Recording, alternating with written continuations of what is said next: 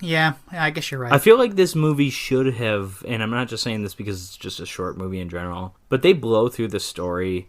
With the exception of Van Helsing, you meet basically every single character in this movie like 20 minutes into it. Mm-hmm. I think this movie should have been a good 20 or 30 minutes longer, and I think it would have been better. You know what I mean?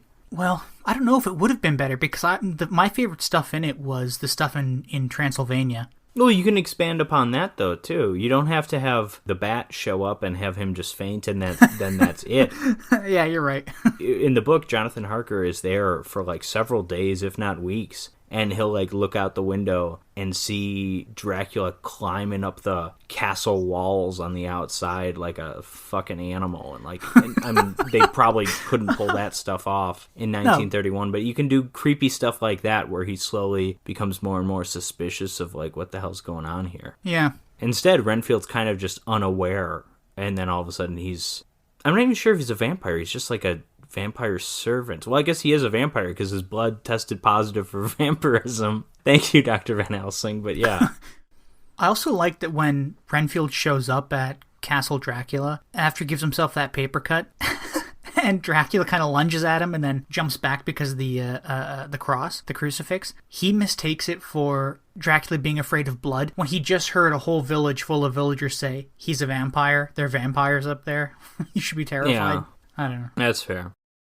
So what do you think of the movie overall? Overall, it's all right. It's my least favorite of the Universal monster movies that we've done so far. Of the three, I think it's by far the worst of the three, but I agree with that. Yeah, I just feel like... It's also the only one not directed by James Whale so far. That's not a coincidence, folks. James Whale was a good director, a very good director. Who directed this? Todd Browning, who directed Freaks. And I think I've seen 3 movies by... I mean, he did some other vampire movie with Bela Lugosi that I've seen that I don't believe was a Universal movie. Freaks is Todd Browning's masterpiece. The Dracula is not nearly as good as Freaks. I just feel like Dracula's kind of boring, but I don't really want to use that word. But I don't know, it's like lackluster or something. It's methodical.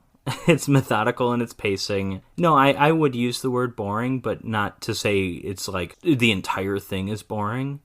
But it's definitely not that exciting. You want something more out of this movie. And I think it's even just like the lack of musical score. It feels like an old movie, and the way certain things are edited around. And I just don't recall those issues with Frankenstein. Yeah.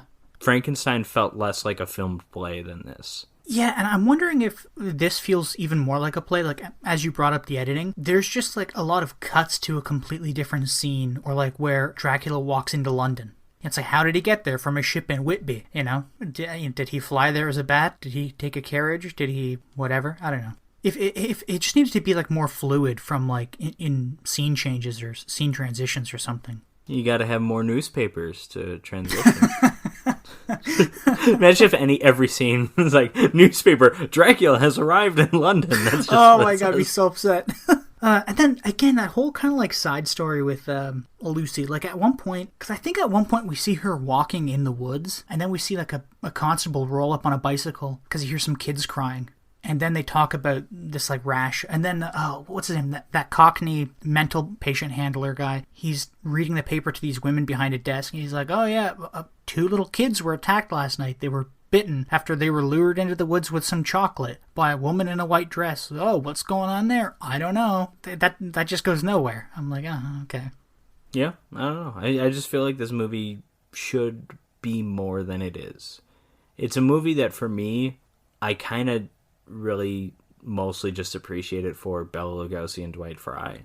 Mm-hmm. And then some of the castle sets and stuff like that. The rest of the movie I could kind of take or leave. So I'm thinking good movie, not a great movie. Are you in agreement there? Yeah, good movie, not a great movie. Definitely one to watch if you haven't seen it though, just to say. Oh yeah, I mean, I've it's a Dracula. necessary watch. Like you can't, like you don't even have to be like a horror fan. If you're like a film person, it's just like, yeah, you gotta fucking watch Dracula. It's like it's like you can't say you enjoy films and live your entire life without seeing like The Wizard of Oz. You know, there's like certain movies that it's just like you have to see it.